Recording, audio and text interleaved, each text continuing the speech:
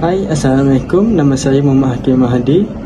Jadi video kali ini merupakan video review apps Touch GIS, iaitu sebuah apps yang mudah alih yang sesuai digunakan oleh pelajar-pelajar sendiri, bertujuan untuk site analisis.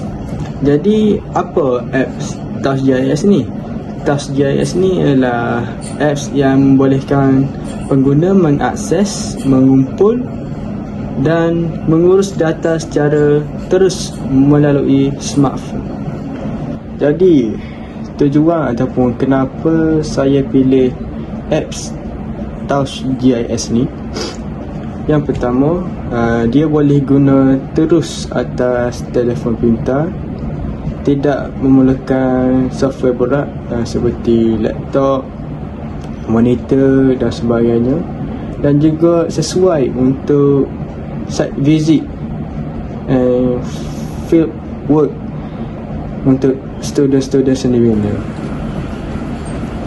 So kita teruskan dengan review apps, iaitu apps Touch GIS.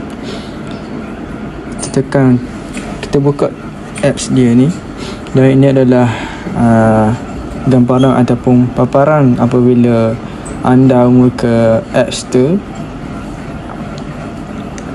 Dan apabila kita buka apps ni, tengok tiada projek lagi. Jadi saya akan menunjukkan ataupun review tools yang ada dalam apps ni.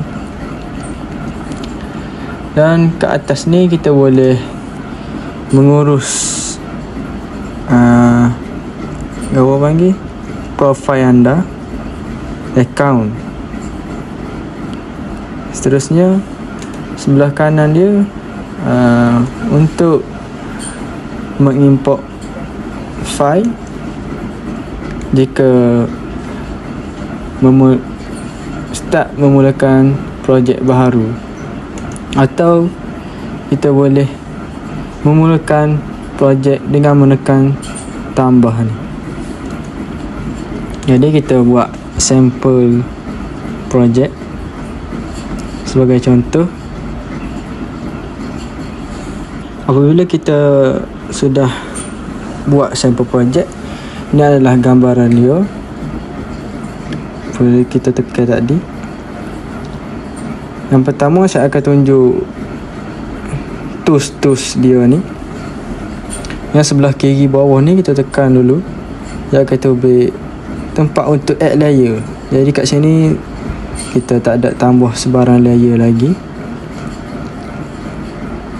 Nanti kita keluar balik. Kita tekan sebelah dia panel ataupun option pilihan ni. Dia akan keluar manage, setting dan support. Manage ni kita boleh manage feature classes ni. Ada banyak kat sini. Lepas tu offline map awak kena buka location ataupun kena upgrade lah dalam apps ni. Bawah ni boleh setting dia. Yang pertama ni boleh setting map. Tengok ni, bawah dia ni boleh setting project unit, project yang nak buat tu. Yang ketiga ni, bawah dia boleh setting GPS secara spesifik. Seterusnya ni kita tekan atas ni, kita boleh setting mana anda boleh pilih secara spesifik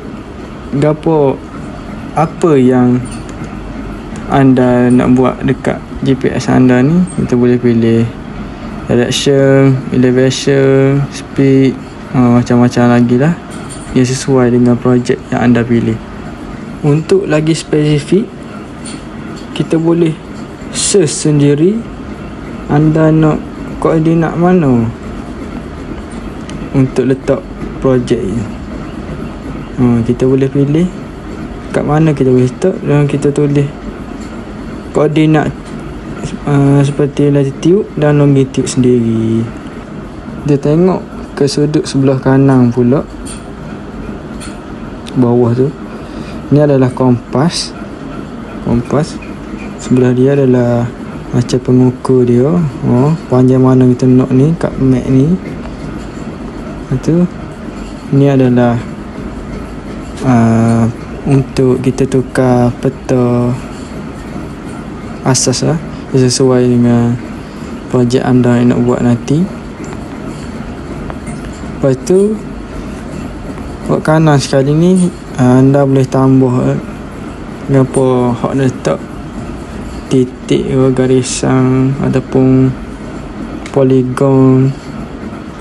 Kita contoh dia letak situ, contoh puk situ, tubik situ.